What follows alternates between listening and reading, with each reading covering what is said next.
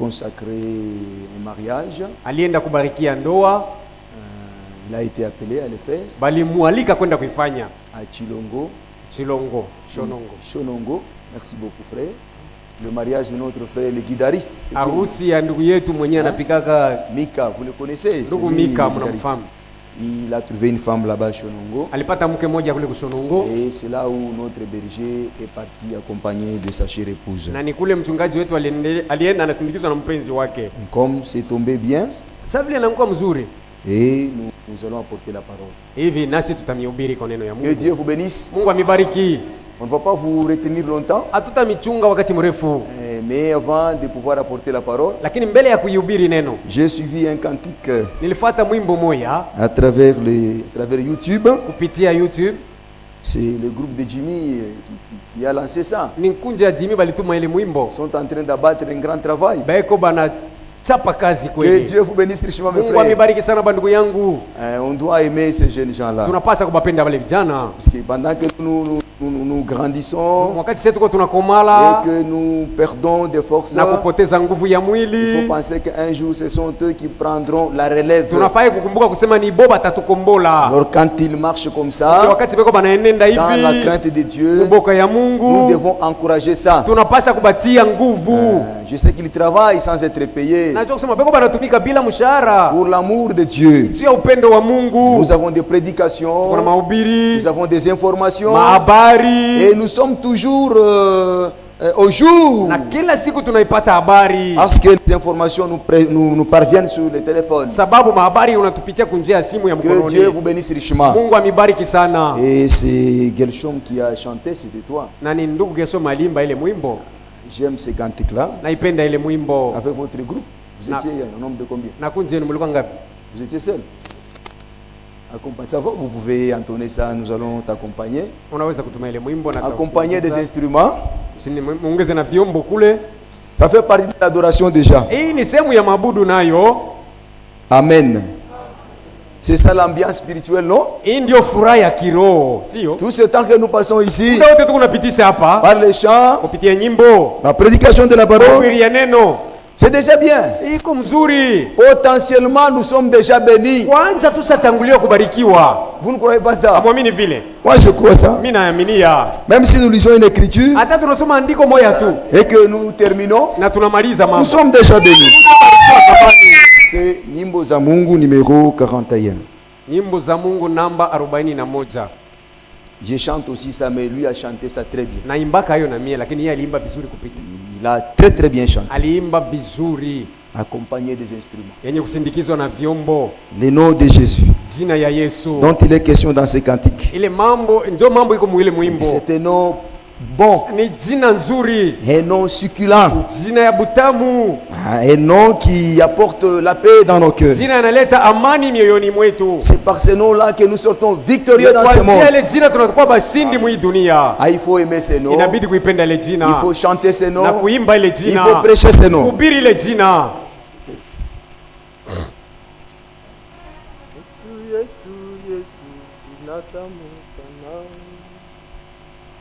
Yesu, Yesu, Yesu, jina tamu sana, linawasha na kuleta. Yesu, Yesu, Yesu, jina tamu sana, linawasha na kuleta.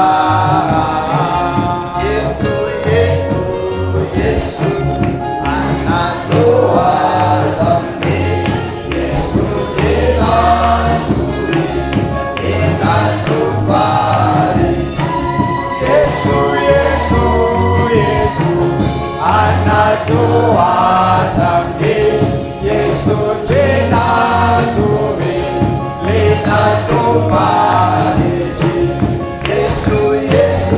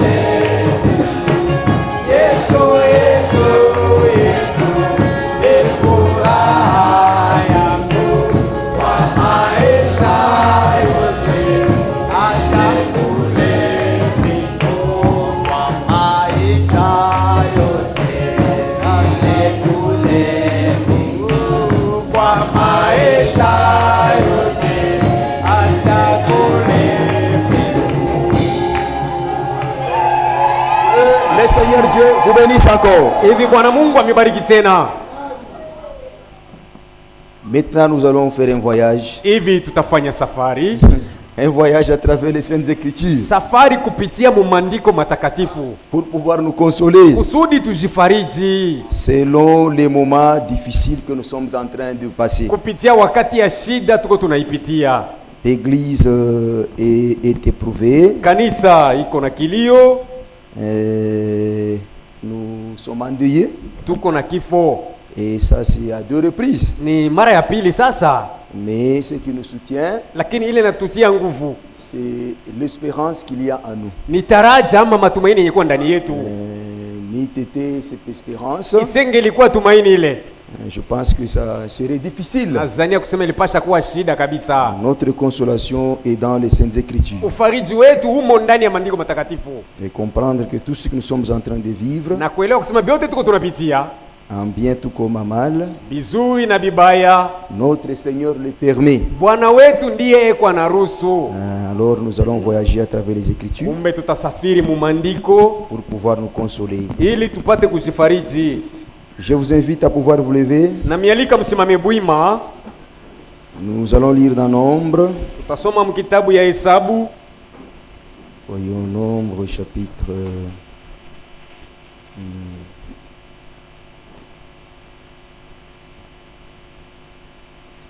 Avant de lire, je prie le Seigneur. Seigneur notre Père, nous nous approchons de toi avec un cœur humble, Seigneur. Nous reconnaissons que nous sommes des coupables. Très souvent, nous ne vivons jamais ce que nous croyons. Nous allons toujours à l'encontre de ta volonté. C'est à cause de notre faiblesse, à cause de notre nature. Et quand cela arrive, nous regrettons profondément. Parce que tu es celui que nous devons sanctifier. Tu es celui que nous devons honorer dans toute notre conduite.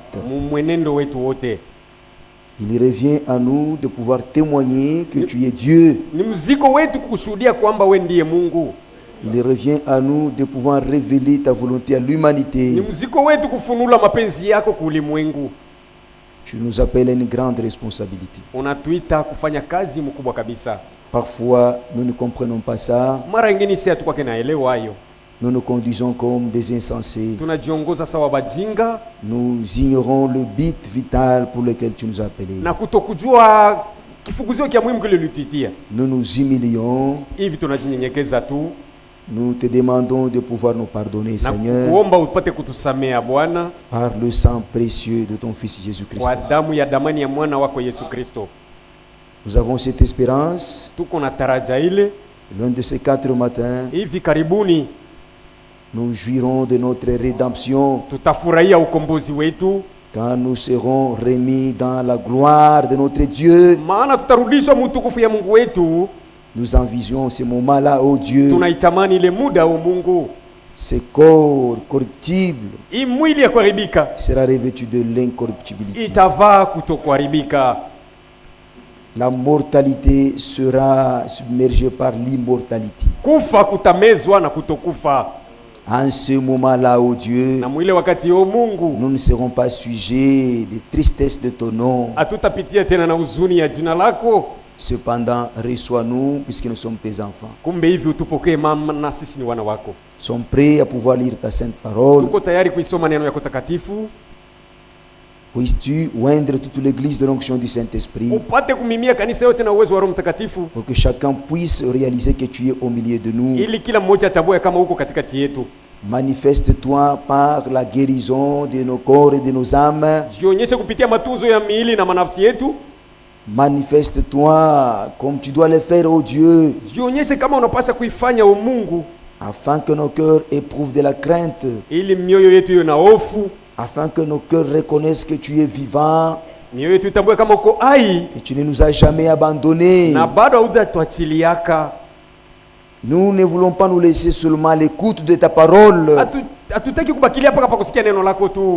Derrière ta parole, il y a de grandes bénédictions. C'est ces bénédictions qui nous attirent vers toi, oh Dieu. Daigne maintenant les accomplir pour notre joie. Bénis les visiteurs au milieu de nous. Console les affligés. Fortifie la famille de notre frère. En l'occurrence, notre sœur Tantine. Tu connais pourquoi tu as permis ceci. Tu resteras le soutien de la famille de notre frère. Les soutiens de petits-enfants qui sont restés. Il est écrit que tu es le Dieu des orphelins. Nous croyons que ta parole est vraie. Garde ton serviteur qui est sorti pour ta parole. Enlève des obstacles tout au long du parcours du chemin. Quand tu seras au milieu de nous, nous allons te remercier. Permets que les choses ou les services se passent convenablement. Au nom de Jésus. Amen. Amen. Vous nous asseoir. S'il vous plaît.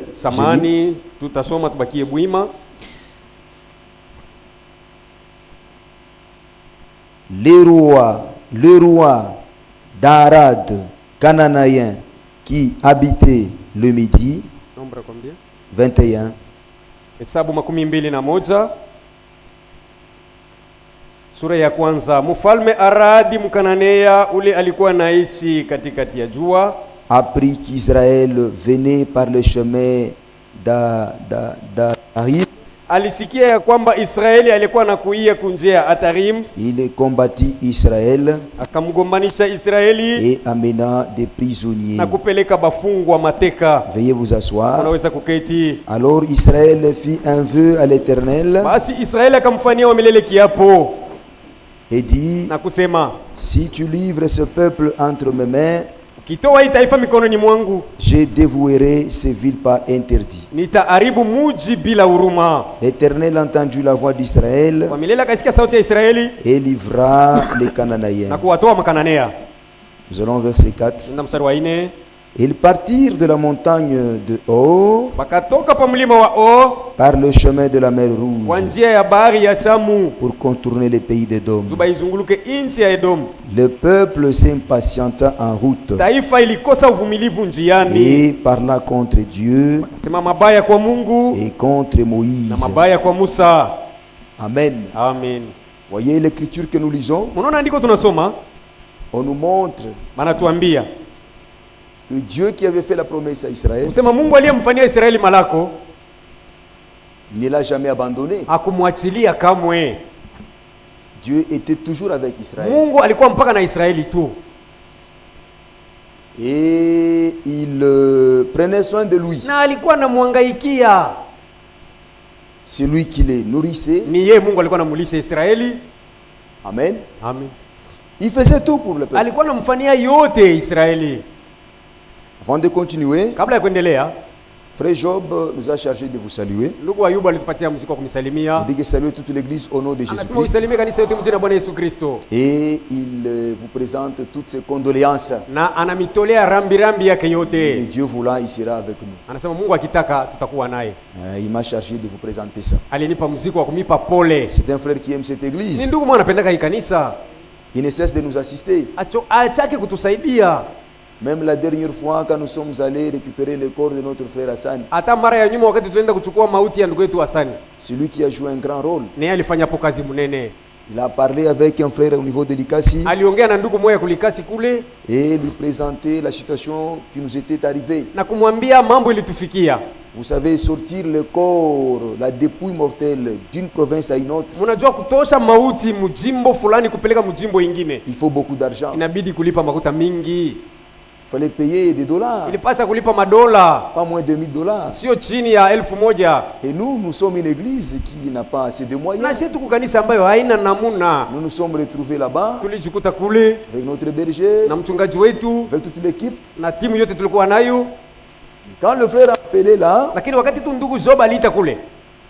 c'était bien. Sur sa recommandation, juu ya amri yake alitoa, un frère a présenté sa Jeep. Ndugu moya alituletea gari yake ya kifahari.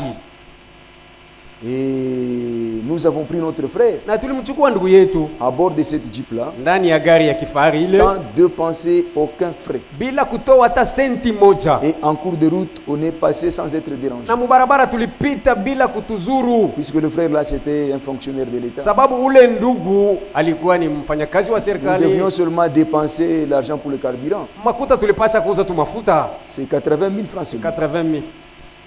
Et le frère avait dit que si vous n'avez même pas cet argent, moi je vais payer les carburants. Ni tété ces soutiens-là.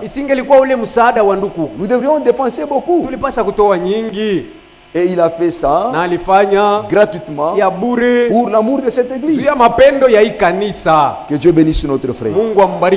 Alors il m'a chargé de vous saluer au nom de Jésus-Christ.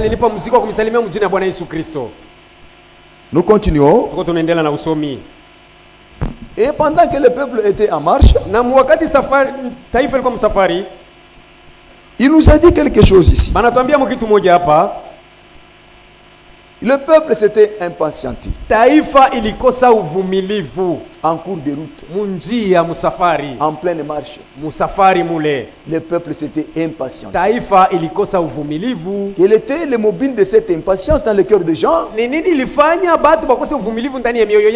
Est-ce que c'est parce qu'ils avaient marché pendant longtemps sans pour autant entrer dans la terre de la promesse? Et pour ça, ils s'étaient impatientés. Et c'est parce qu'ils désiraient manger quelque chose selon leur goût. Mais et que Dieu ne les avait pas servis. Et c'est pour ça qu'ils s'étaient impatientés. Néanmoins, il est dit que le peuple s'était impatienté. Et après s'être impatienté, la conduite qui a suivi n'était pas une bonne conduite. La patience, c'est le fruit de l'Esprit de Dieu. Amen. Amen. Quand quelqu'un manque de patience, il va mal agir. La patience est très capitale. C'est le fruit de l'Esprit. Quand vous manquez ça, vous allez mal agir. Vous allez vous conduire d'une manière qui ne soit pas digne. On doit faire preuve de la patience. Dieu, il nous fait des promesses. Il est capable de les accomplir maintenant ou de les accomplir après. Mais il veut aussi nous mettre à l'épreuve pour voir si nous croyons. Puisque la foi implique aussi la patience. La foi implique aussi l'espérance. Il n'existe pas de chrétien sans foi, sans patience. C'est très capital. Nous sommes à l'attente du retour de notre Seigneur Jésus-Christ. Nous devons être patients. Mais à cause de l'impatience, comme si la promesse a semblé tarder. Oh! Il y a une raison à cela. C'est pour ton bien. C'est pour mon bien. Est-ce que si le Seigneur est rentré ce matin ici, tous nous sommes prêts? Alléluia. Amen. Est-ce que tous nous sommes juste devant le Seigneur? On doit seulement laisser le temps à Dieu de pouvoir accomplir sa parole quand il veut. Notre devoir à nous, c'est continuer à croire, continuer à marcher dans la foi. Que Dieu vous bénisse. Le peuple s'était impatienté. Puisque le peuple s'était impatienté, alors le peuple a commencé à chercher quelqu'un. Le peuple a manqué de raison. Le peuple a parlé même contre Dieu. Ça c'était grave. Amen. Amen.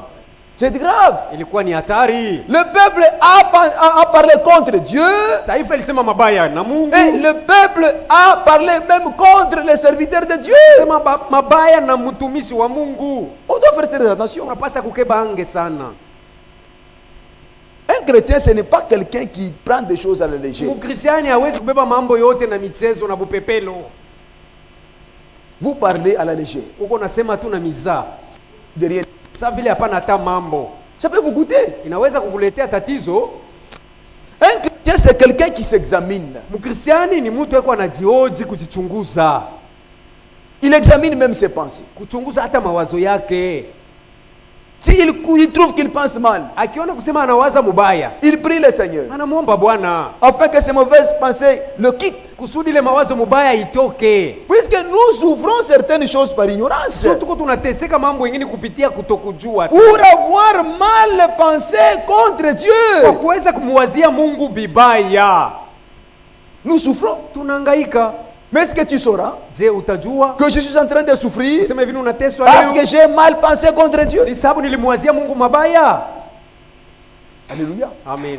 Est-ce que nous pouvons réaliser que maintenant nous sommes en train de souffrir parce que nous avons mal parlé contre les serviteurs de Dieu? On doit faire très attention. On ne doit pas parler à la légère contre l'église de Dieu, contre l'œuvre de Dieu, contre Dieu lui-même. Est-ce que quelqu'un peut-il faire des reproches à Dieu?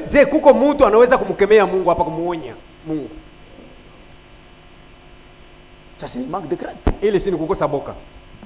Dieu notre créateur, vous vous donnez les lix dans le deuil, en train de condamner Dieu. Dieu, tu n'as pas pitié. Dieu, tu n'as pas un cœur. Mais c'est lui qui m'a donné le cœur. C'est lui qui t'a donné aussi le cœur. Comment manquera-t-il lui des sentiments? Frère, nous ne pouvons pas saisir Dieu, frère. Notre entendement, c'est rien devant Dieu. Il fait des choses qui nous dépassent notre entendement.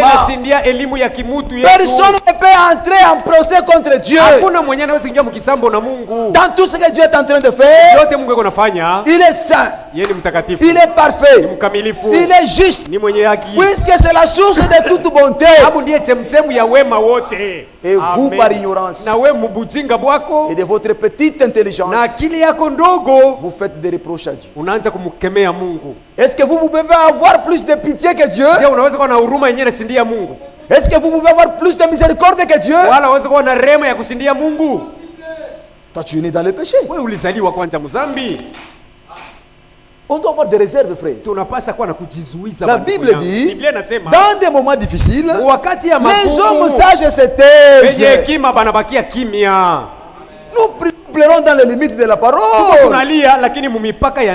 Comme Job l'a fait. D'ailleurs, c'est sur lui dont on parlait un peu. Ne perdez pas la raison. Comme Israël. Moi, je me suis mis à méditer. J'ai dit, le frère, il est parti trop jeune.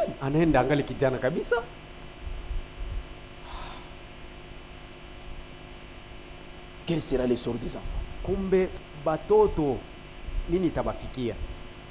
Est-ce que Dieu n'a pas compris que ses enfants ils seront abandonnés?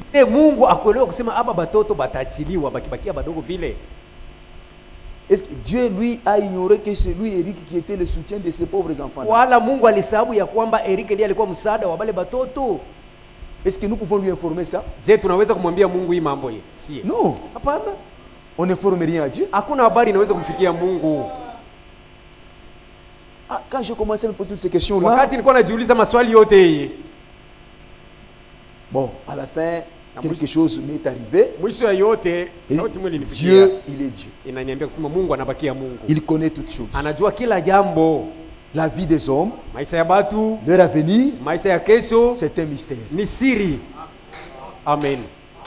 Nous pouvons regretter la manière des hommes. Tunaweza kuzunika sawa binadamu. Mais nous ne savons pas comment ces petits enfants la finiront. Atujue bale batoto kidogo batenda kuishia wapi na maisha yao. Puisque dans ce monde, il y a eu des gens qui ont été abandonnés de leurs parents très tôt. Mulikuwa batu baliachiliwa na bazazi yao bangali badogo kabisa. Mais qui sont venus des millionnaires. Lakini banakuwa batajiri sans encadrement de leurs parents. Bila msaada wa bazazi wala malezi ya bazazi. Donc Dieu, il est Dieu. Kumbe Mungu yeye anabakia tu Mungu. Il connaît ce qu'il est en train de faire. Anajua binyeko anafanya.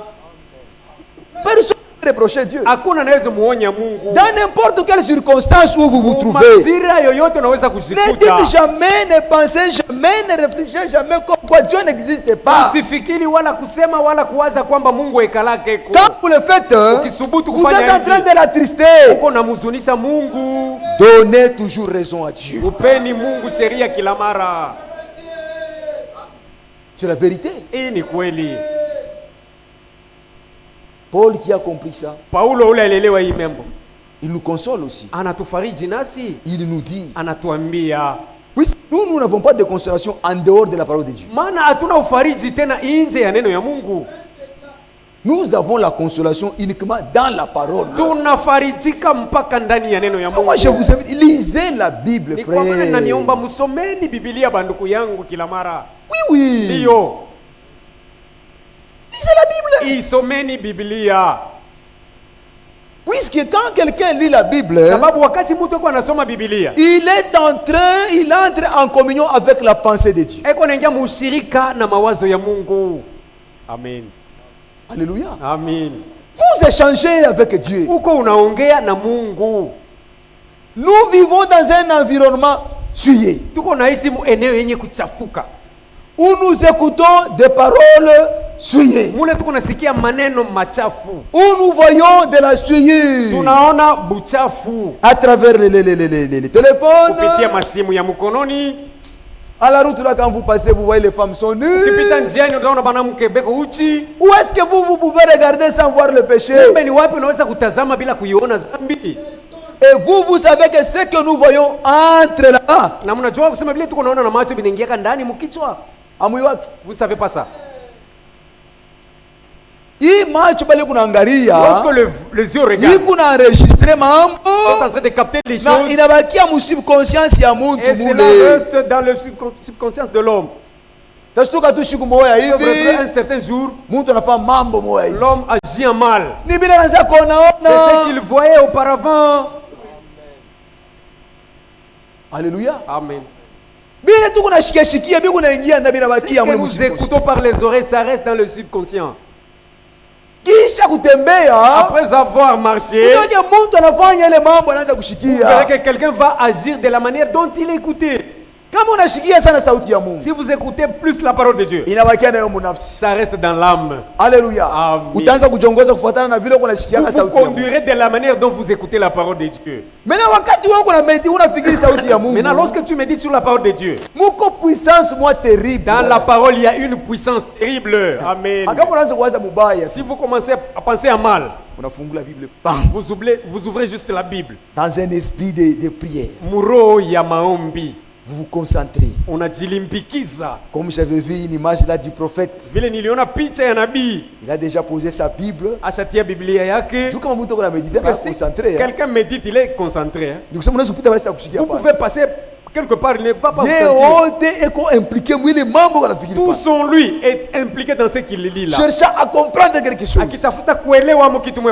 Alléluia. Amen. Pendant que vous le faites, vous sentez, vous verrez, même si vous aviez des mauvaises pensées, on va chasser ces mauvaises pensées. Ça, c'est mon expérience à moi. On chasse ça. Même si tu pensais à mal contre ton épouse. Puisque l'esprit de l'homme est tortueux. Le cœur. Il y a tant de problèmes dans le cœur. Vous ne pouvez pas connaître comment est-ce que l'autre pense de vous. Vous pouvez être à 0 mètre. Mais il pense de vous tuer. Vous ne verrez pas ça avec les yeux. Ça, c'est comme on a ma Bible. Si vous lisez la Bible, les démons qui sont dans le cœur là, ils seront chassés par la puissance de Dieu.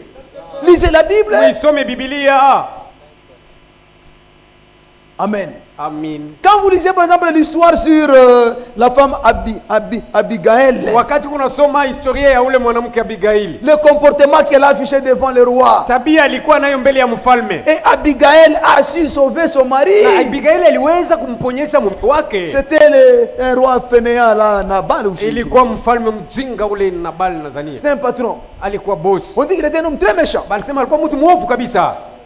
Nabal n'écoutait personne. C'était un homme orgueilleux, gonflait les épaules. Et que le roi lui avait rendu service. Il avait protégé ses brebis pendant qu'on les faisait paître. David les avait protégés contre les voleurs, les brigands. Il avait fait, il a accompli la parole. Faites toujours du bien à tout le monde. Puisque c'est bien, paieront un jour. Maintenant, quand il était dans les besoins, il dit, bon, je suis quand même dans les besoins. J'ai rendu service à un homme riche. Je vais lui solliciter de l'aide. Il cherchait à manger. Et à manger aussi pour toute sa troupe. Il a envoyé ses messagers auprès de cet homme riche-là. Quand ses serviteurs sont arrivés,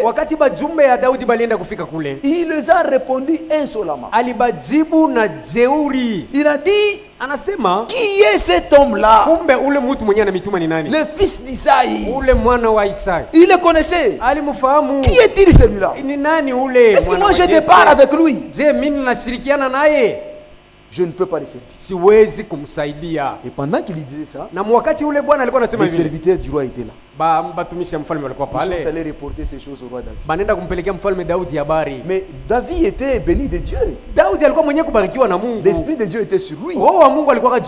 Il dit, avant qu'il ne fasse jour, j'aurais déjà exterminé tout ce qui appartient à Nabal, femmes, enfants, quoi que ce soit. Je vais tout exterminer. Et c'est pour rien que je lui ai rendu ce service-là. Et Dieu était derrière ces décisions. Il était derrière ça. Il a armé sa troupe. Il est sorti. Mais maintenant, cette femme-là, Abigail, pendant que son mari répondait insolemment, je pense que l'un de leurs serviteurs avait donné la nouvelle à la femme. Elle a beaucoup regretté. Elle ne pouvait pas encore parler à son mari puisque son mari ne comprenait personne. Il a laissé là en train de manger à sa table. Abigail. J'ai toujours aimé cette histoire-là. Et tout ça, c'est dans la Bible. Quand vous lisez ça, c'est quelque chose qui peut vous inspirer. Amen. Quand vous lisez ça, notre soeur peut bien prendre une bonne position.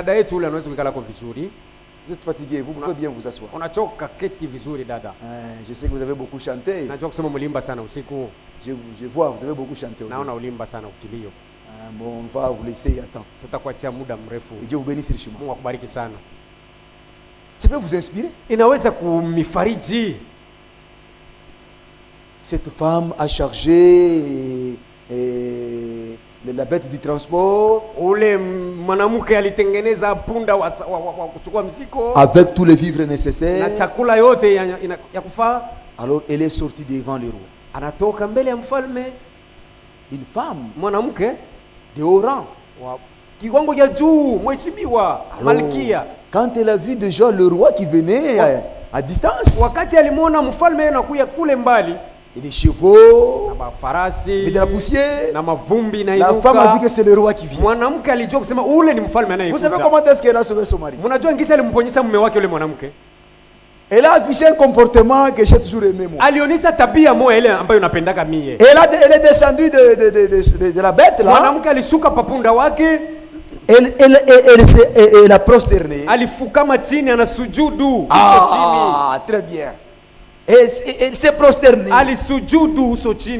Jusqu'au moment où le roi est arrivé. Il l'a trouvé là-bas. C'est un signe d'humilité.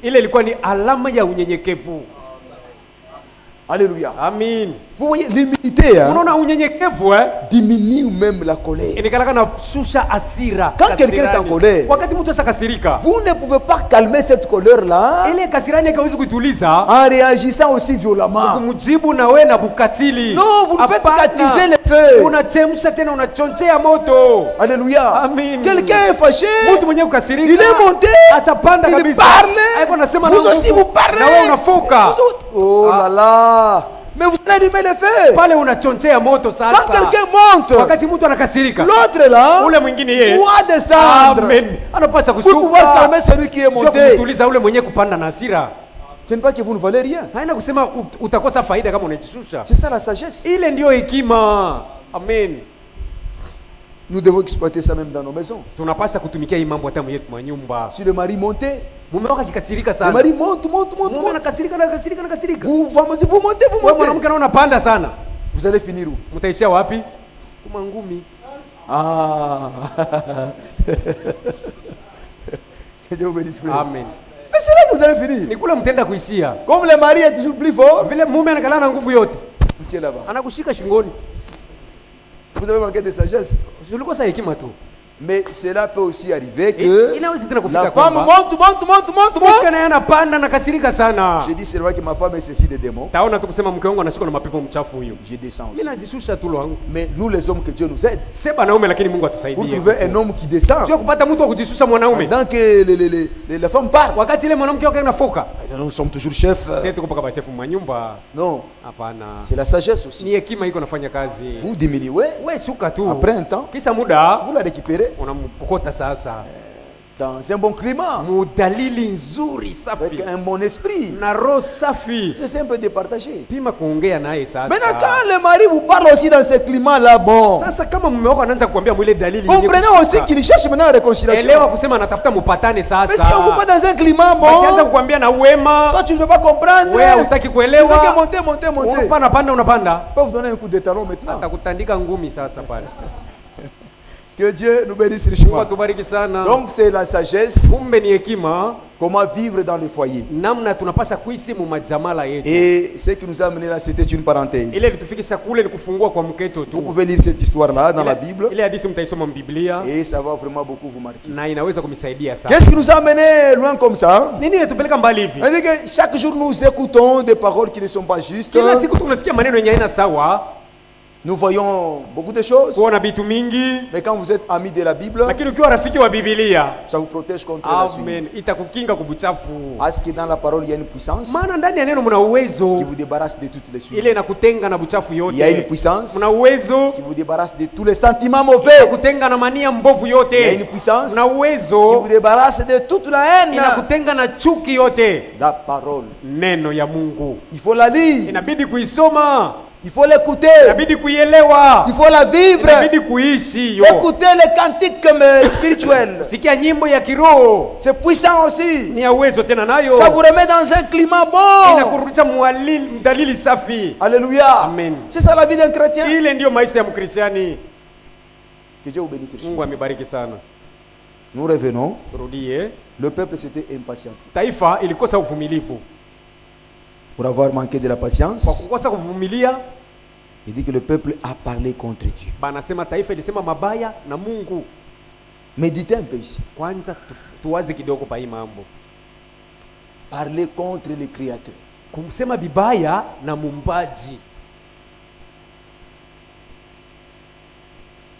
Parler contre les potiers.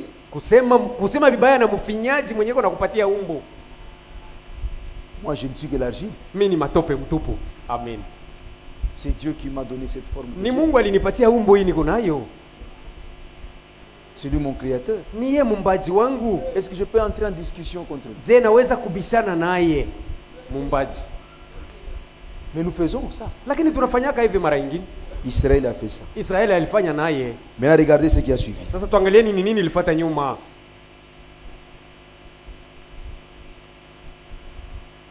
Pourquoi nous avez-vous fait monter hors d'Égypte? Kwa nini mulitutosha nchi ya Misri? Pour que nous mourions dans le désert. Juu tupate kufia humu mjangwa. Car il n'y a point de pain. Maana humu hamna mkate. Il n'y a point d'eau. Hamna maji. Et notre âme est dégoûtée de cette misérable nourriture. Nafsi yetu inachoka na hii chakula ya bunyonge. Est-ce que la manne c'était une misérable nourriture? Je, maana ilikuwa ni chakula ya bunyonge? Quel manque de crainte ça. Kukosa gani kwa boka kule? La nourriture céleste. Chakula ya mbingu préparée par les anges. Yenye ba malaika banatengeneza. Vous dites qu'elle est misérable. Unasema ni ya bunyonge, ya bumaskini. Ça c'est une abomination contre Dieu. Ile si ni makufuru mbele ya Mungu. Est-ce que cette parole que nous écoutons? Je, hii neno tunasikia. Vous la sabotez? Unaizarau. Vous ne voulez pas de cette parole? Hauitaki tena. Vous vous en fichez de cette parole? Hauisituke tena. Cette parole c'est Dieu. Hii neno ndiye Mungu. Amen. Amen. Quand nous ne voulons pas nous soumettre aux ordres de cette parole, c'est une façon aussi autre de dire que cette nourriture qui est misérable. Je ne veux pas de ça. C'est très grave, frère. Donc, Mungu a raison. Dans tout, Dieu a toujours raison. Si nous persévérons pas bien, ma disposition est les dispositions de nos cœurs qui n'ont pas toujours été bonnes. La parole qui est prêchée ici, ce n'est pas la parole d'un homme. C'est la parole de Dieu. Quand elle sort de la bouche d'un serviteur de Dieu, c'est la parole de Dieu. On doit se soumettre à cette parole. Refusez de se soumettre à cette parole. Vous n'êtes pas différent de l'esprit qui était sur le peuple de Dieu, qui a dédaigné la manne. Parce que la parole c'est notre Père. Israël était dégoûté de la manne, disant qu'elle était misérable. Est-ce que Dieu nous a appelés pour nous perdre, frère? Puisque les choses semblent compliquées, vous abandonnez la foi, vous abandonnez l'église. L'église n'est pas pour une personne, l'église n'est pas pour baptême, l'église c'est la maison de Dieu. Vous allez vous causer du tort pour rien. Il faut le discernement. Il faut avoir le discernement. Oh, je n'irai même pas à l'église. L'église appartient à Dieu, non? C'est un manquement grave. L'église n'est pas l'œuvre d'une personne. C'est l'œuvre de Dieu. On a prêché un message, discerner le corps. Frère Branham va même plus loin. Il dit que lorsqu'il y a même des problèmes dans l'église, et que vous vous dites que moi je reste à la maison, votre expérience est fausse. Non, moi je ne veux pas, puisque je serai souillé. Vous êtes plus saint que l'église, vous. Voyez. Est-ce que vous êtes plus saint que l'église? Voyez. Non. Et cette façon d'agir là, vous méprisez l'œuvre qui s'est fait là-bas. Ça peut vous coûter cher. Oui. Si ce n'est pas aujourd'hui, même demain, Dieu a un livre où il écrit tout ce que les hommes font. Un jour, il va consulter son livre et il tombe quelque part où Kaba avait méprisé son œuvre. Ça va, le moment est arrivé. Je veux visiter cet esprit. Et vous ne le saurez pas. Que c'était à cause de ma position mauvaise là-bas que je souffre maintenant, c'est que je souffre. Alléluia. Amen. Frère, nous devons respecter la parole.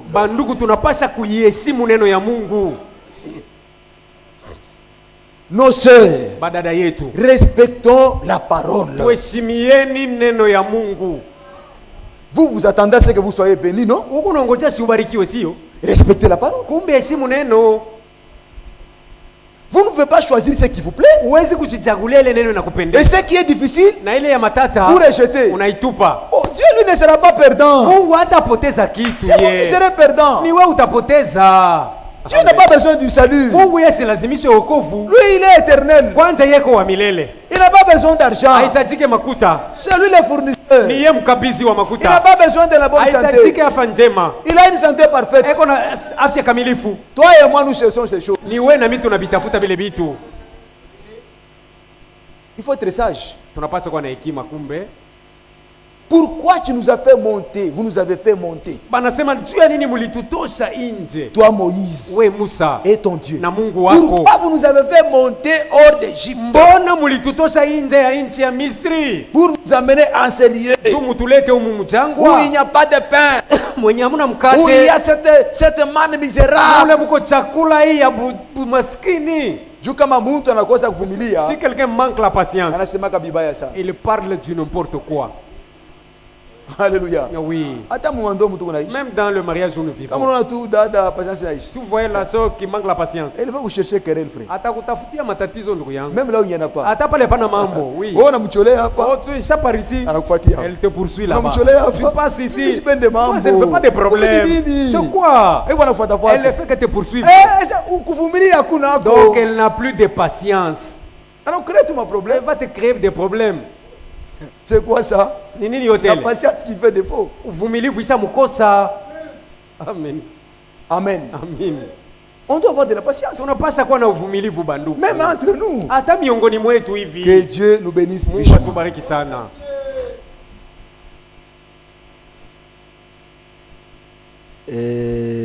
Maintenant, écoutez. Pourquoi vous nous avez fait monter hors d'Égypte? Pour que nous mourions dans les déserts. Quand il n'y a point de pain, il n'y a point d'eau, et notre âme est dégoûtée. Alors, l'Éternel envoya contre le peuple des serpents brillants. Ils mordirent le peuple. Quand vous pensez mal contre Dieu, il va envoyer des serpents brûlants qui vont vous mordre. Même si vous dites pas amen. Ce sont là les voies de Dieu. On ne se moque pas de Dieu. Est-ce que s'il y a un enfant qui nous manquait du respect, nous allons le laisser. Jamais. On va le laisser. Nous allons punir, frère. Il faut le punir, un tel enfant. Il va nous manquer du respect comment? Nous sommes ses parents. Vous êtes venus dans ce monde par nous. Même si vous avez grandi, vous pensez avoir de la sagesse et de l'intelligence. Mais nous allons vous attendre quand même au tournoi pour t'instruire. Et lorsque Dieu a envoyé des serpents brillants, c'était pour punir Israël. Parce qu'aucun enfant de Dieu n'est exempté de la punition de la part de son père. Et c'est ça même l'amour de notre Dieu. Si vous voyez un enfant de Dieu, qu'est-ce qui se dit enfant de Dieu? Pensez à mal contre Dieu. Pensez à mal contre l'église de Dieu. Persévérez dans le péché. Rien n'est fait. C'est un enfant illégitime. C'est ça la parole. Puisque Dieu n'exempte point de la punition tous ses enfants. Il ne veut pas que vous alliez toujours dans le mal. C'est par les fouets que Dieu vous récupère. Le serpent brillant était un fouet que Dieu a administré à son peuple pour les retourner à la raison. Ils ont manqué du respect, de la crainte à l'égard de Dieu. Moïse, Dieu les a fouettés. Amen. Maintenant regardez une chose. J'ai pris cette image pour vous montrer que aussi longtemps que nous sommes sur cette terre, Dieu n'a jamais enlevé les serpents brillants.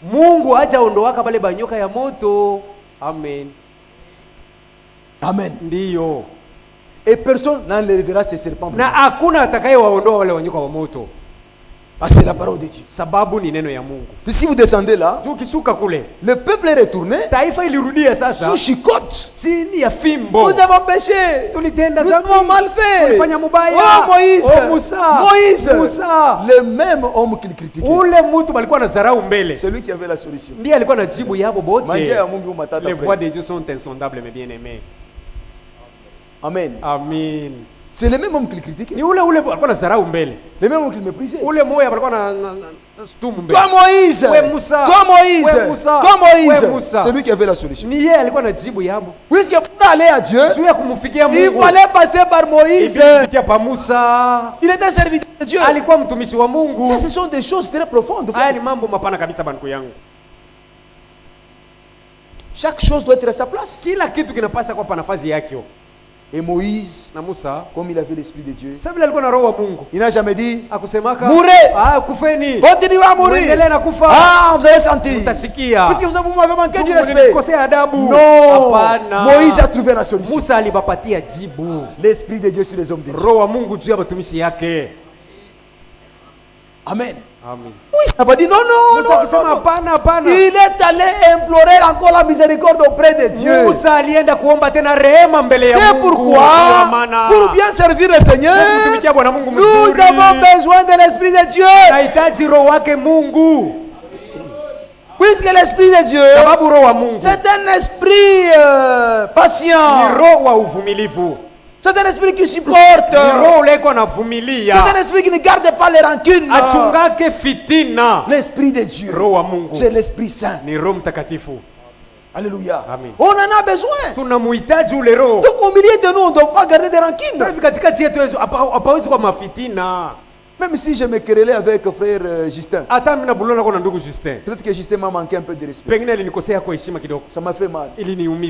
Oh, ça va. Mais est-ce qu'on doit garder ça jusqu'à quand? Hein, Justin? On doit garder ça jusqu'à quand? Non. Il faut oublier ça. Parce que nous sommes frères. C'est comme ça que l'Esprit de Dieu agit. Amen. Même si nous nous querellons avec ma femme dans la maison, nous allons continuer à nous bouder jusqu'à quand? Jusqu'à un mois, en train de se bouder et nous disons des chrétiens. Notre expérience est fausse. Alléluia. Il est vrai que nous pouvons être achoppés. Chansa m'a fait du mal. Frère, il nous unit à ça. Beaucoup de tristesse, le frère là. Rien n'a bien. C'est pas beau. Ça va. Ok. Puisque nous sommes encore dans ce corps. Mais si seulement tu entends venir me rendre visite. Bonjour frère. On oublie de tout. C'est ça l'Esprit de Dieu.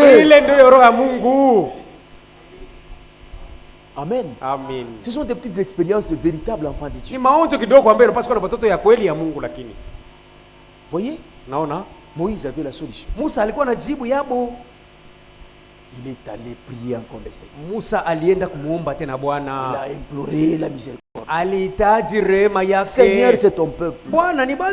C'est toi qui les as fait sortir. Il est vrai qu'ils t'ont causé du tort. Maintenant, si tu n'arrêtais la plaie, tous ils vont mourir. Mais maintenant, tu ne vas pas atteindre ton programme. Qu'est-ce que les gens diront? Que tu as été incapable. Tu les as fait sortir. Mais tu n'as pas su comment les faire entrer. Oh Dieu, reviens de ta colère. Dieu a écouté, frère. Amen. Sauti ya Mungu bien sana. Mungu anashikia frère. Dieu écoute. Wewe uko shinda kushikia. Qui es-tu pour que tu ne puisses pas écouter? Expliquez mbele frère. Fasiria kwanza bien-aimé. Ou qui suis-je? Quand vous venez me voir, que je ne t'écoute pas. Amen. Amen. Mais Dieu qui est saint, il écoute. On veut te conseiller. Ah non. Moi jusqu'à la mort. Sœur, qui es-tu d'abord? Puisque Mungu mumbaji wako, qui est ton créateur, bali mushauria conseillé par un humain, il a accepté l'homme. Wewe na mimi tuko banani? Toi et moi, qui sommes-nous? Même si un petit enfant venait te conseiller, écoute-le d'abord. Oui. Il y a la catégorie des gens. Ils n'écoutent que leur père. C'est pas bien. Oui, oui. Votre pasteur vient, vous donne des conseils, vous rejetez. Votre diacre vient, donne des conseils, vous rejetez. Les hommes de Dieu viennent, donne des conseils, vous rejetez. La parole est là, donne des conseils, vous rejetez. L'église vient, donne des conseils, vous rejetez. Baba yako anakuja. Ton père vient, un païen. Il te prodigue des conseils. Là, tu seras disposé à t'incliner. Toi, tu n'es rien. Même si tu n'acceptes pas, oui, boule kabisa. Tu n'as pas sanctifié Dieu.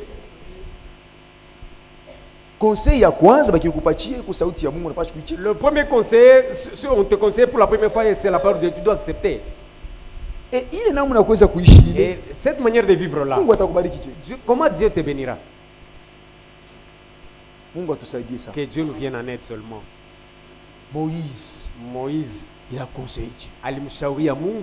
Dieu est retourné de sa grande décision. Moïse, puisque nous sommes en alliance avec toi,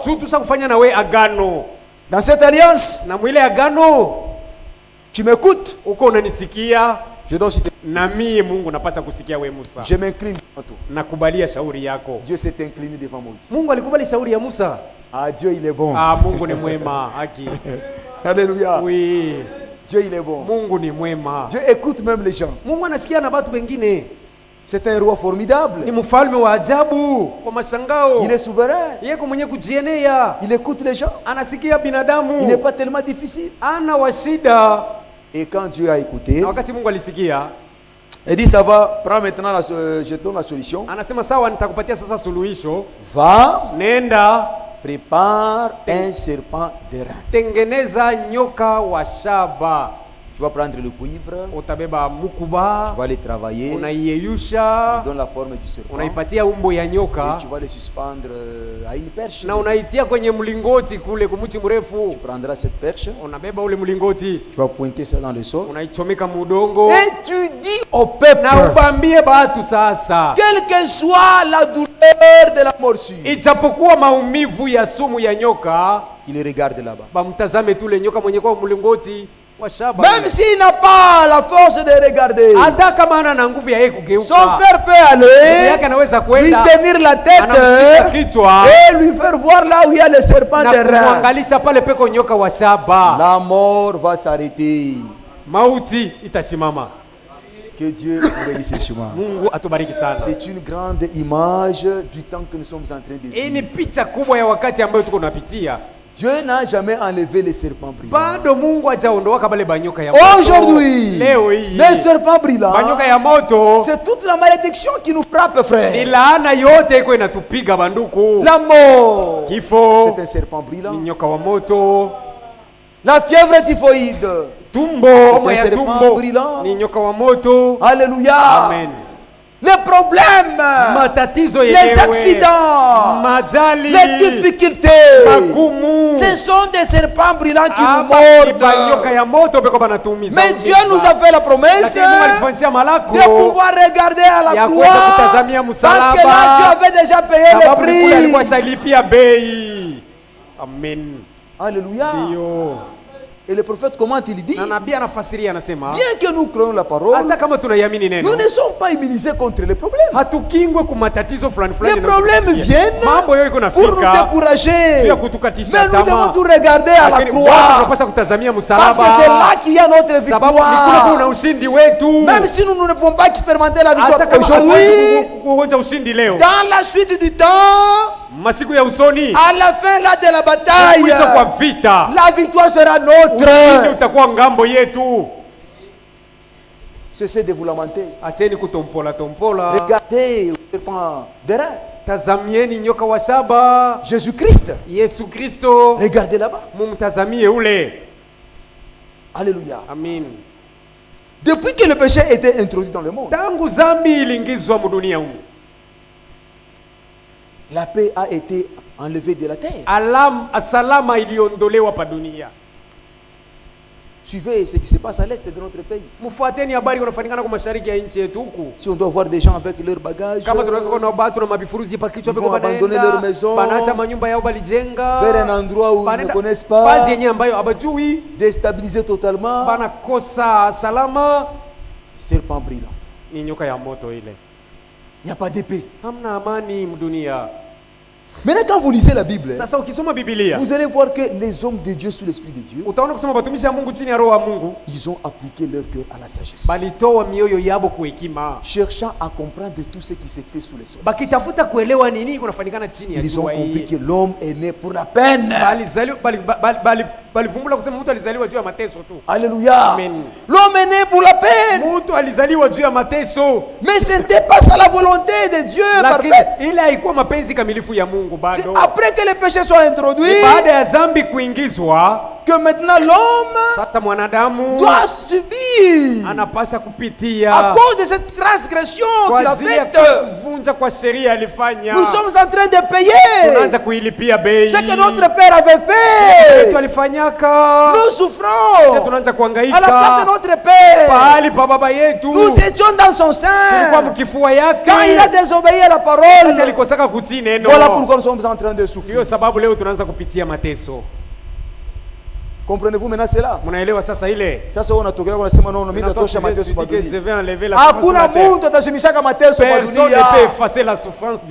Chaque jour nous ne faisons que pleurer. Que Dieu vous bénisse. Chaque jour c'est seulement la douleur. Je vais chercher quelque chose ici. Nous nous naissons pour la peine. Nous pleurons chaque jour. Il n'y a pas d'épée. Pourquoi Dieu est à l'œuvre pour chercher à supprimer ce système où nous nous trouvons. Un système de chagrin, un système de douleur. Il est à l'œuvre pour un programme parfait où nous vivrons sans inquiétude, où il n'y aura pas de larmes, il n'y aura pas de deuil, il n'y aura pas de vieillesse. Dieu est à l'œuvre pour accomplir ce programme-là. Voilà pourquoi nous nous tenons encore dans la parole. Nous vivons en espérance des choses meilleures. Parce que ce que nous voyons maintenant n'est pas satisfaisant. Quand vous comprenez ces choses, vous n'allez pas attacher le monde comme ça. Que Dieu vous bénisse richement. Nous allons lire quelque chose dans Ecclésiaste. Il nous dit quelque chose là.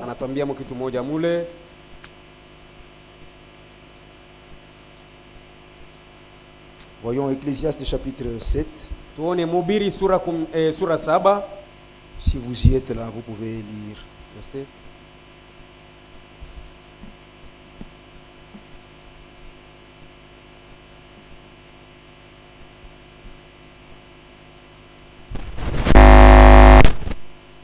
Si vous êtes là, vous pouvez lire. Une bonne réputation vaut que le bon parfum. Nous sommes ensemble. Bei muzuri inashindia manukato ya muzuri. Et le jour de la mort que le jour de la naissance. Shiku ya lufu iko muzuri inashindia shiku ya kuzalika. Arrêtez-vous là-bas. Amen. Que Dieu vous bénisse. Est-ce que quelqu'un peut comprendre ça? Il faut entrer dans l'esprit de l'homme qui a écrit ça. Il dit, le jour de la mort vaut mieux que le jour de la naissance. Il y a une grande sagesse dans les Écritures. Quand vous croyez les Écritures, vous cesserez même de vous lamenter. Vous serez en mesure seulement de comprendre ce qui se fait sous le soleil et donner raison à Dieu. Amen. Pourquoi Salomon a dit ça? C'est un homme sage. Alikuwa ni mwenye hekima. Salomon a donné son cœur à la sagesse. Sulemani alitoa moyo wake kwa hekima. Pour chercher à comprendre les choses qui se passent sous le soleil. Kusudi atafute kuelewa ni nini inafanyikana chini ya jua hii. Pourquoi notre frère est parti si tôt? Kwa nini ndugu yetu anaenda hivi kwa haraka? Pourquoi les maladies? Kwa nini magonjwa? Pourquoi les décès, les accidents? Kwa nini bifo na maajali misiba? Pourquoi les guerres? Kwa nini mavita? Soucieux de comprendre ça. Alikuwa na huzuni ya kuelewa mambo yote yanafanyikana chini ya jua. Et par la sagesse, na kwa njia ya hekima, il a compris ça. Alielewa. Et il nous amène à quelque chose de meilleur à laquelle nous devons nous tenir. Anatupeleka kitu cha damani penye tunapaswa kusimamia nasi. Que Dieu vous bénisse. Mungu amibariki. Puisque sababu Salomon nous montre que le jour de la mort, Sulemani anatuambia kusema siku ya kifo, c'est un jour qui est mieux. Ni siku ya mzuri. Il est préférable. Inapendezwa. Puisque c'est la fin. Sababu ile siku ni mwisho de toutes les peines de ce monde. Ya mateso yote ya dunia hii. Amen. Est-ce que vous vivez aisément? Je, wewe unaishi na ustarehe tu? À un certain moment, les grands hommes qui sont là-bas, on ne dort pas. Muda ingine hapa tu baba tumisebe kwa hapa tulalake bushingishi. Papa peut être au lit là. Baba anaweza kuwa ukitanda pale. Vous pensez qu'il dort. Wewe unazania kusema baba ashalala. Les nerfs sont en train de faire mal. Shipa yake iko na waka moto. Il n'a même pas aucun sou pour manger demain. Ana hata na senti ya kula kesho. Kuza chakula kesho. Mais l'enfant dort. Mtoto yeye mbusingishi kabisa huko. Non, demain nous allons manger. Sasa sasa kesho tutakula tu. Papa est là, il y a baba pas de yako wako hakuna mambo. Mais papa n'a rien. Baba ana na kitu. Il n'a pas sommeil. Ana busingishi. C'est un problème. Ni tatizo ile. À un moment donné, muda fulani, on pensait que les parents ne manquaient pas d'argent. Tulikuwa nazania kusema bazazi bwa hawezi kukosa makuta. C'est comme ça que moi je pense. Ni vile namna nilikuwa nazania na mimi. Maman yangu atakusa franga. Comment est-ce que ma mère peut manquer l'argent? Nous mangeons chaque jour, non? Maman yangu na franga. Ma mère est friquée. Je n'ai jamais pensé que baba anaweza kukosa un sengi. Siazania kusema papa peut manquer même un centime dans ses poches. Non, puisque nous n'akuria. Puisque nous mangeons chaque fois. Les choses tournent bien. Kumbi c'était faux. Or il quoi bongo il. Maintenant aujourd'hui vous pouvez trouver quelqu'un il manque même 500 francs. Leo unaweza kukuta mtu anakosa hata 500 franga kikongomani mumfuko yake. Ça nous arrive, non? Sina tufikiaka, si ndio? Oui. Poche vide. Mfuko wazi. On n'a rien. Amna kitu. C'est un monde de chagrin. Ni dunia ya huzuni banduku yangu. Chaque jour c'est une vie qui est agitée. Kila siku maisha iko paka na yumba yumba. Même les gens qui passent dans des jeeps là avec des Prado, ne pensez pas qu'ils ont exempté. Les difficultés atteignent tout un chacun selon son rang. Même notre président de la République. Ne pensez pas que puisqu'il a la primature, donc tout va bien chez lui. Sa femme, ça va. Il ne souffre, frère. Vous savez comment est-ce qu'il dort, lui le président? On a eu. Vous savez. Moi je vais au champ là, mais le président a aussi ses affaires dans son rang. Les problèmes nous arrivent selon les rangs. Et celui qui pousse le vélo. Et subit les peines du péché. Amen. Voici. Nous sommes venus accompagner les autres dans ce monde. La parole de Dieu est accomplie là. Le président aussi. Il sent aussi ses douleurs. Quand il y a guerre, est-ce qu'il dort? Personne ne peut dire qu'il est dans la paix. Alléluia. Amen. Dans ce monde, même pour réaliser quelque chose, c'est une grande souffrance. Tout le monde faire quelqu'un faire une grande chose. Et il est passé par la souffrance avant de faire ça. Quand vous demandez à Bill qui est là, ce n'est pas qu'il va au Lubumbashi, il est content de le faire. Il y a des jours sans même te mourir. Pour que tout s'arrête. Mais tu ne mourras pas si ce n'est pas le temps de Dieu. Maintenant Salomon quand il dit le jour de la mort vaut mieux que le jour de la naissance, parce que le jour de la mort je me repose.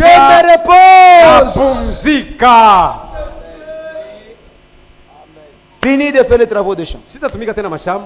avec des sacs là-bas, des intras. Gunia ya madawa pale. Choka mikono na ngukamo. Tu tombes même un moment. Nifuka na kukale huku na kuense huku. Les sacs vous coincent les pieds. Monani tuwe na kuchoma huku. Le tuyau d'échappement vous brûle quelque part. Nalalamika kuna kunyangula huko. Il n'y a pas d'aide.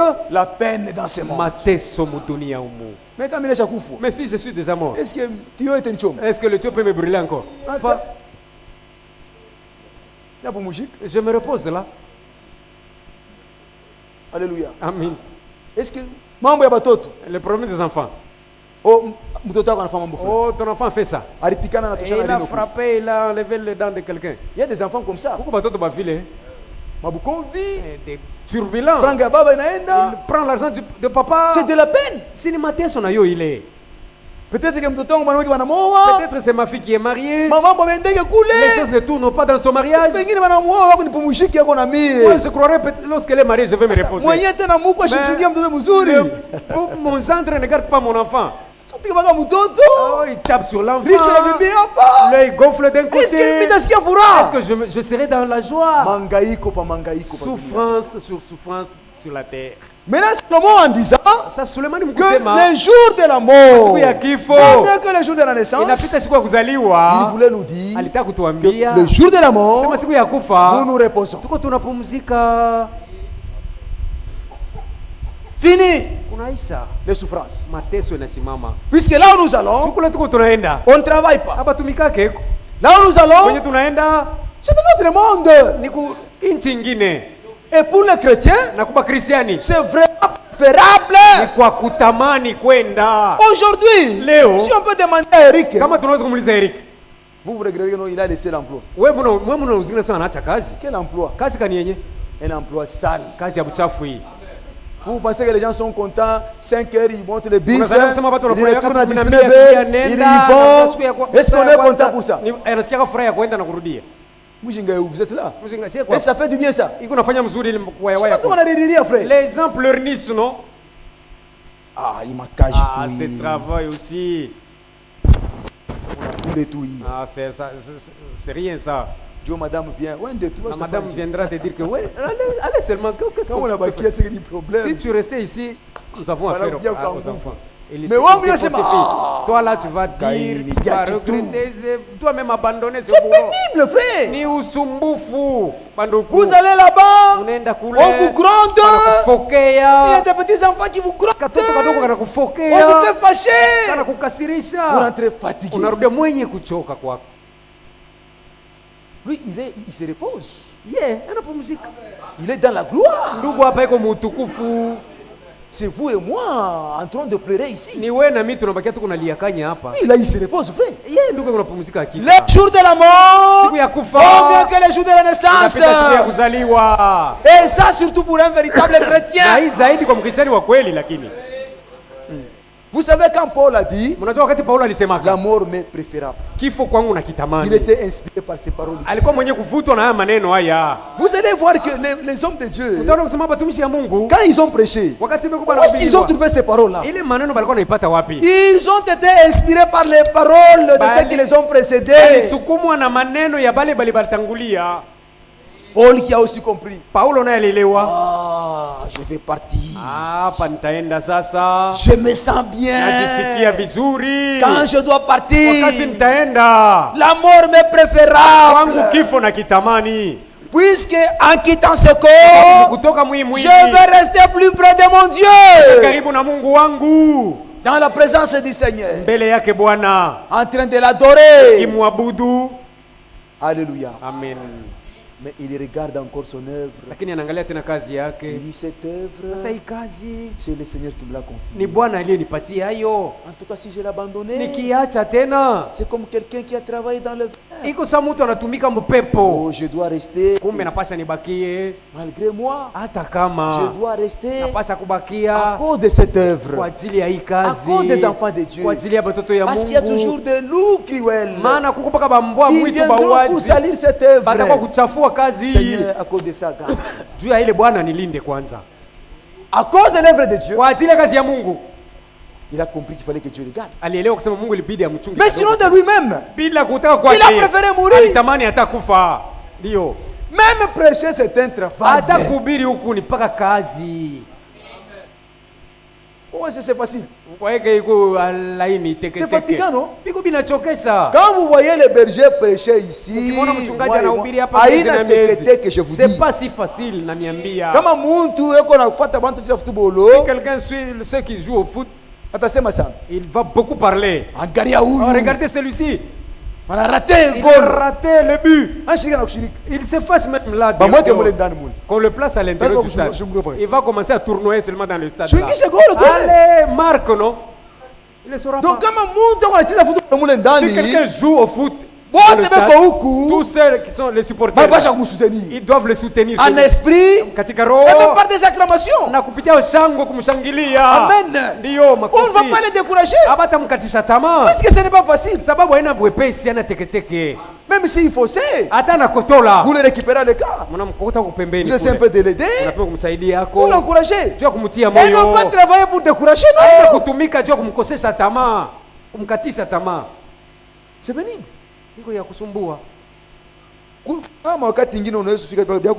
Il y a des moments que tu peux arriver ici, tu n'as rien à prêcher. Rien ne vient. Puisque si vous avez la connaissance de la parole de Dieu, ou soit Dieu te donne quoi dire, c'est bien. Il faut aussi être loin de l'esprit. Avoir l'onction. Si tu prêches sous l'onction, tu ne seras même pas fatigué. Les prédicateurs comprennent cela. Mais tout, mais s'il n'y a pas de l'onction, tu sentiras la salive manquer dans la bouche. Les choses ne tournent pas, vous ne saurez rien là-bas. Si où je suis, c'est moi qui sens cela. Qui est celui qui est venu sans se disposer? Il y a un démon là-bas qui me contrarie. Ou bien c'est moi-même. Ça ne va pas marcher. Voilà pourquoi beaucoup de gens prêchent seulement qu'on me prêche. Voilà mon gars. Que notre Dieu soit loué. Ça c'est comme si je mourais, méditation je ne méditerai plus. Je ne peux pas me lever à 3 heures du matin pour méditer sur la Bible. Non, je me repose. Oui. Les jours de la mort vaut mieux que les jours de la naissance. Dieu vous bénisse. Maintenant, les jours de la naissance, c'est un jour mauvais. Amen. Parce que quand vous venez dans le monde, vous venez pour souffrir. C'est pourquoi les jours où le bébé naît, il crie déjà. Vous vous applaudissez. Un enfant nous est né. Une jolie fille nous est née. Des jumelles nous sont nées. Vous faites ce que vous voulez faire. Vous savez ce que vous avez toujours fait. Vous faites les kikés, les kikés là. Vous saupoudrez mes pommes. Vous saupoudrez là. Mais le bébé là pleure. Il pleure. Disant que je me retrouve dans le pays des souffrances. Seigneur, tu m'as emmené dans une ère de douleur. C'est ça le signe. Quand le bébé pleure, vous dites selon la science. Non, quand le bébé pleure, c'est un signe qu'il a la vie. Vous ne comprenez rien. Selon les Écritures, il montre qu'il entre dans un monde de douleur. C'est pourquoi le roi dit les jours de la mort vaut mieux que les jours de la naissance. Un jour, Job, en pleine souffrance, s'est gratté. Il a maudit les jours de sa naissance. Il dit, maudit les jours où j'étais né. Maudit les jours où ma mère m'a conçu. Maudit celui qui a dit, un enfant nous est né. Vous voyez comment est-ce que les Écritures concordent. Mais vous, les jumeaux naissent. C'est la fête. Les jumeaux en train de pleurer. Vous, vous êtes en train de danser ici. C'est la joie. Quelle confusion. Alléluia. Amen. Maintenant les jours de la mort, sasa siku ya kufa, vous pleurez, mais lui est dans la joie. Yeye anakuwa mfuraha. Quelle confusion. Mfuruko kani tena. Que Dieu Mungu amibariki sana. Mes bien-aimés frères, bandugu yangu bapendwa, nous avons cru la parole. Tuliamini neno. Ce n'est pas que puisque nous avons cru, haina tu tuliamini, nous sommes immunisés contre le tunakingwa mambo haitatufikia tena. Hapana.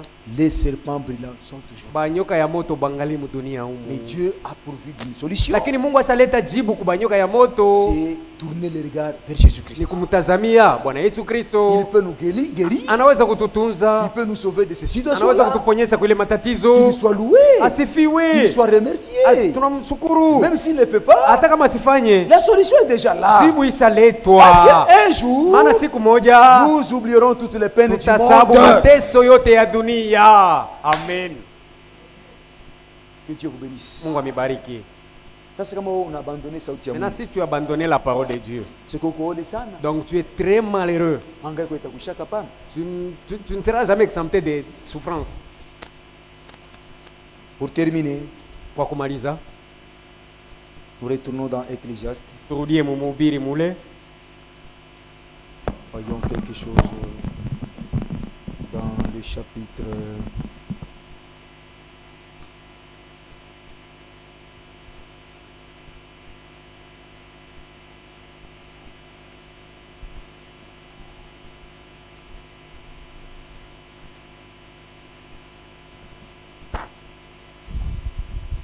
Salomon. Sulemani. Il avait vraiment de la sagesse. Alikuwa na hekima kweli. Il nous inspire. Tunapaswa kumfuatilisha.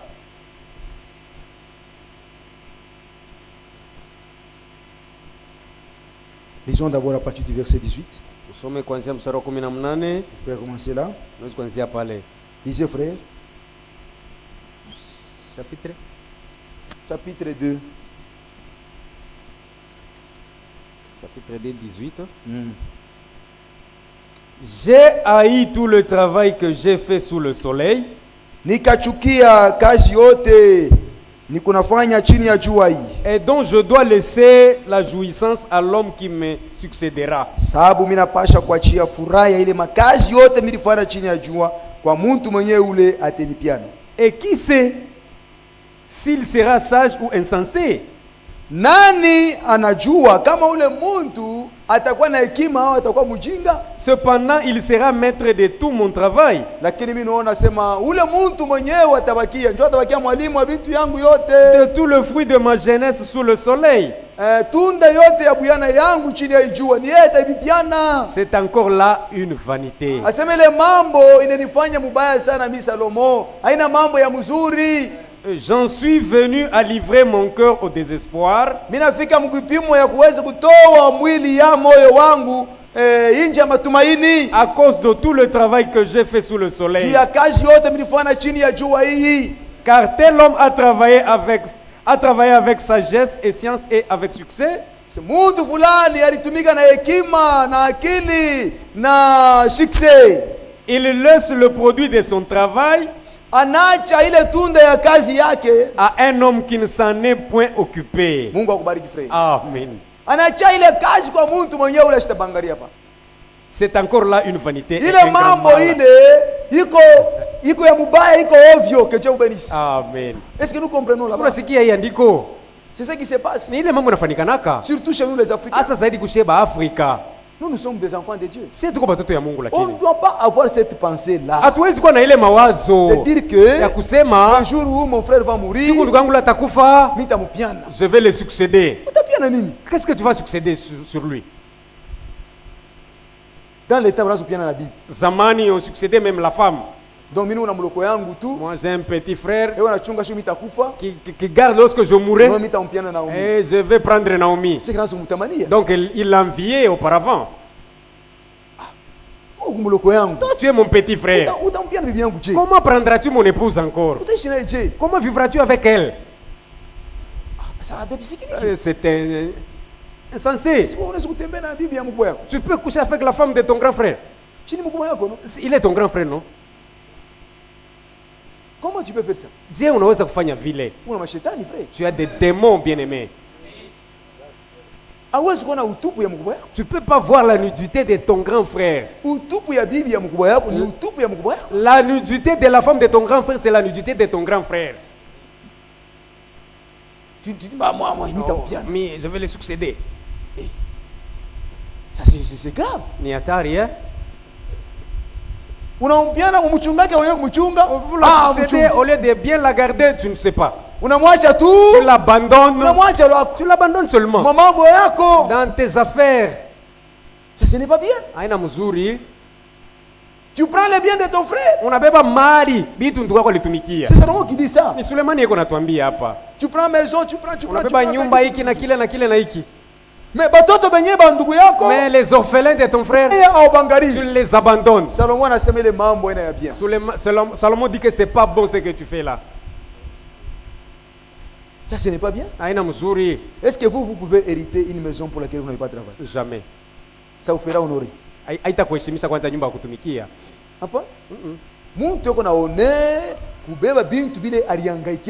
L'homme a de l'honneur d'utiliser les choses dont il s'est préoccupé. Moi, je ne peux pas prendre une telle maison. On va parler de moi. On va me critiquer. Regardez Kaba. Non, moi, je ne peux pas faire ça. Je vais me contenter de mes propres biens. Amen. Amen. Je vais me contenter de mes propres biens.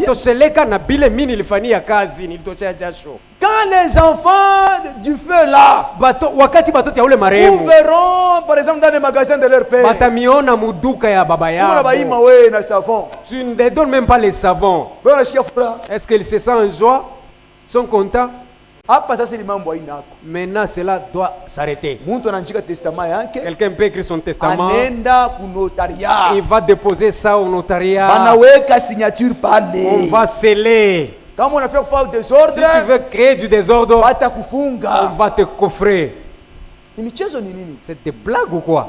Si vous prenez, vous héritez. Comment on hérite bien, garde même ses enfants. Il garde pas les biens d'abord. Lui-même garder ses biens. Il garde aussi bien ses enfants. Toi, tu manques à donner à ses enfants même du lait de beauté. Qui soit, je ne sais, dans les rues. Voyez. Salomon a semé les membres de Moussou. Salomon dit que ce n'est pas bon ce que vous faites là. Alléluia. Amen. Celui qui succède à ses biens, il sera maître de ça. Est-ce qu'il gardera ça bien ou pas? C'était mal sous ce soleil, frère. Ça fait très mal. C'est pourquoi notre berger a dit si quelqu'un mourait, c'est fini pour lui. S'il y avait le retour, je vais te surprendre et te prendre, allons-y. Je te prends, allons ensemble avec moi. Nous, on doit être sages. Alléluia. Amen. Même parmi nous ici. Vous êtes une famille chrétienne. Peut-être que votre frère a épousé une femme qui est votre soeur. Comment vous épitez bien, frère. Aidez seulement au deuil que cela se passe mieux. Donc ta belle-sœur est devenue ton ennemi. Comme j'ai ma belle-sœur ici qui est là-bas, Dani. Est-ce que je vais lui causer du tout? Je dois être défenseur. En famille, je m'impose. En famille, il y a les autres qui ne sont pas écoutés dans leur famille puisque leur conduite n'est pas bonne. On ne peut pas t'écouter. Tu es un chrétien mensonger. Un véritable chrétien. On doit l'écouter. Dans la famille, nous croyons à 3. L'un ne croit pas. Est-ce qu'il peut nous gagner, nous? Jamais. Même s'il s'est fâché, allez, il s'irrite. Non. Nous trois, nous dirons non. Le procédure n'est pas correct. On fait ça. Il se fâche, cela lui concerne. Toi aussi qui es hypocrite là, tu te caches dans l'un là. Prenez tous ces biens. Même si vous restez avec les biens du défunt, vous allez les abandonner un jour aussi. Puisque nous sommes venus les mains vides là, nous retournerons les mains vides aussi. Que Dieu vous bénisse. Continuez la lecture, frère.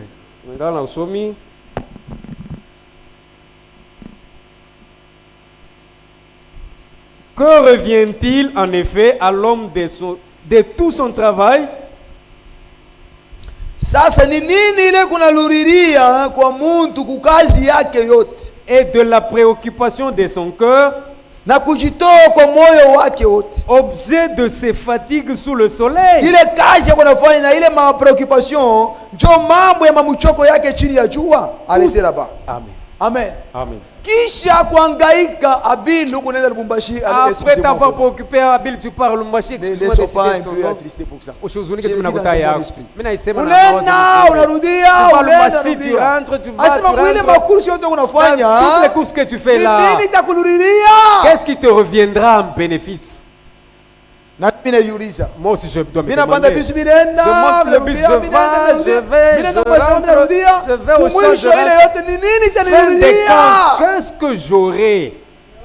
Un homme sage. Moto wa hekima. Unekala. Tu te mets là. Unaanza kujiuliza. Commence à méditer. Tout ce que je fais. C'est ça même le but de mes fatigues. Ça me fatigue les travaux, les activités que je fais.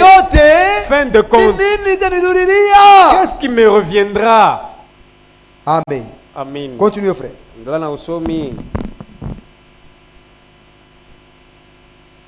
Tous ces jours ne sont que douleur. Et son partage n'est que chagrin. Mais la nuit, son cœur ne se repose pas. C'est encore là une vanité. C'est boulet. Poursuite du vent. Que Dieu vous bénisse. Mungu amibariki sana. Tu t'absentes même à l'église. En train de pourchasser le vent. Est-ce que tu peux attraper le vent? Impossible. Hein? Jamais. Depuis que tu poursuivais le vent, tu auras même la tension. Oh, le cœur. Oh, l'argent. Tu ne tiendras jamais le vent. C'est pour dire que tout ce qui se passe sous ce soleil, c'est vain. Pourquoi? Parce qu'un même sort est devant nous tous. C'est la mort. Et au jour de la mort, on va nous enterrer tel que nous étions venus dans ce monde. Mon épouse restera. Amen. Mes enfants resteront. Bangu batoto batabakia. Même si je les ai aimés. Hata nilibapenda sana. Il est resté. Batabakia tu. Puisque la mort n'a pas de pitié. Juu mauti haina huruma. Même si mon épouse pleurait. Mke wangu analia. Comme j'ai vu une vidéo. Vile niliona video moja. D'une femme. Ya mke moja. Qui a pleuré sur son mari. Anamulia mume wake. Qui a trouvé la mort à Fungurume. Ule alikufia kufungurume. Pendant que les militaires fusillaient tout ça. Wakati baskari balikuwa nafiatua masasi. Les autres ont pris la fuite. Bengine banakimbia. Ils ont la dépouille, ils ont laissé la dépouille, elle est tombée. Banaacha kitumba pale chini. Cette femme est entrée dans les balles là-bas qui retentissaient. Ule mwanamke alipita mu masasi kuna fiatulika pale. Douleur. Ile maumivu alikuwa nayo. Parce que son mari est mort. Sababu mume wake anafariki. La femme est allée tomber sur son mari. En train de pleurer. En convulsant.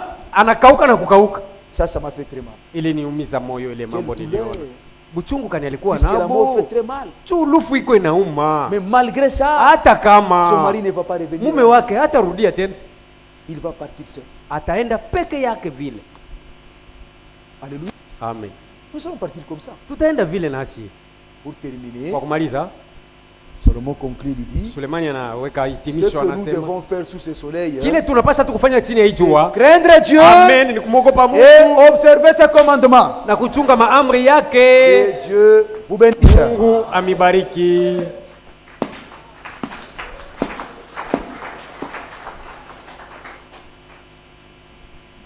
Nous allons chanter. Hivi tutaimba 324. Namba 342. Mais je veux qu'on chante ça sous le rythme qui a été chanté au deuil. Tapenda tuimbe namna tulimba kukilio. C'est un bon rythme. Namna mzuri ile. Sous le rythme là d'adoration. Munamuna ya kuabudu. Pour montrer que nous ne sommes rien dans ce monde. Notre seule espérance, c'est la foi dans la parole. Puisque ce que Dieu nous promet va se réaliser un jour. Mais il ne faut pas me comprendre mal. Et non, puisque je dis comme ça, il ne faut pas travailler. Nous continuons à travailler. Mais dans la sagesse. Dans la sagesse, frère. Oui. Avant de prier, notre frère Nono remercie le Seigneur de les avoir gardés au champ, lui et toute sa famille.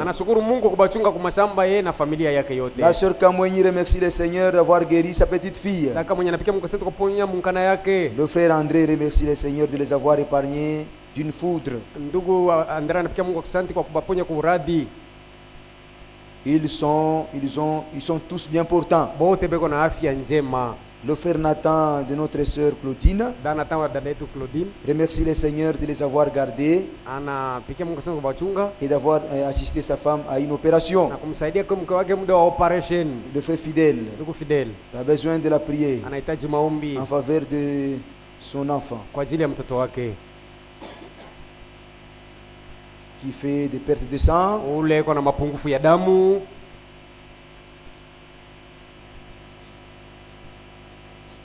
On a déjà amené l'enfant à l'hôpital. Je ne sais pas c'est quel hôpital. Nous saurons ça après. Et avant, prions pour l'enfant. Je vois que c'est tout. Entonnez ce cantique-là. Nous allons prier. Nous souvenir aussi des requêtes. Que Dieu nous tienne fermes dans la foi. Ne sois pas distrait avec ce monde. Les problèmes sont toujours là. Ils ne finiront jamais. Vous devez les surmonter dans la foi. Et ne pas vous étonner quand cela arrive.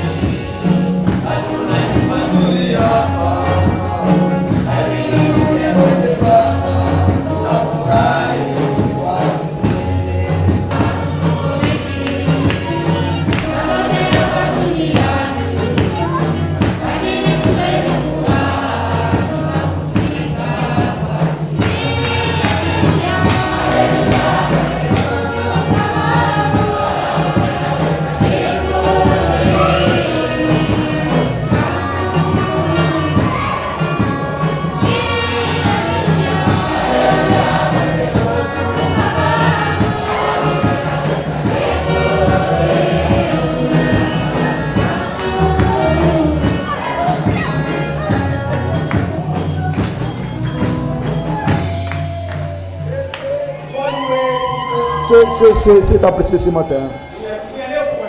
Nous allons incliner nos têtes pour la prière. Prions le Seigneur qu'il nous fortifie, qu'il soit avec nous pendant que nous sommes dans ce monde de chagrin de douleur. Qu'il vous garde dans la foi, vous rende victorieux. Prions selon que nous avons écouté la parole. Seigneur.